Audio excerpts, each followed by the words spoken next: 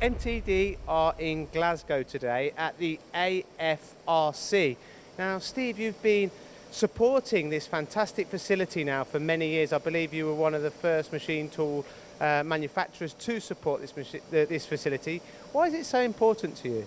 Well, the AFRC was initially set up to do forming of materials, and of course there's a lot of tooling and that kind of application to be introduced for that industry. So we saw an opportunity to introduce machine tools into the AFRC, and we were one of the first founders, as you say. Now, the Scottish market, we've seen a lot of diversification over the years in regards to the type of machine tools that they have purchased since the oil and gas collapse. Obviously it's picking up again now, but have you seen different machine tool models going into the industry here in Scotland?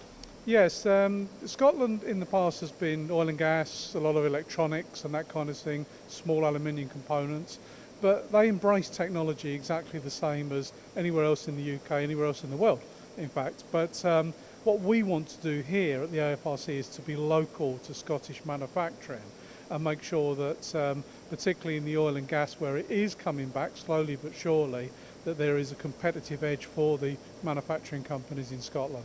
And what is your perspective on the multitasking machines all in one? You know, what kind of different elements is this bringing into the Scottish marketplace? Well, again, it's about the one-hit machining, about getting the component off in a more finished state, getting better geometric tolerances, getting access to components that maybe were more difficult in the past. So again, embracing 5-axis, particularly 5-axis, is an important part for manufacturing across the board. We're here in Scotland to support that. So from an educational perspective, potential DMG MORI customers can come to this facility and see real-life demos, is that what you're saying, and learn about your product? Absolutely, and it's not just the 5-axis we're looking at. The machine behind us here, HSC, which is for high precision machining of fixtures, mould dies, that kind of thing.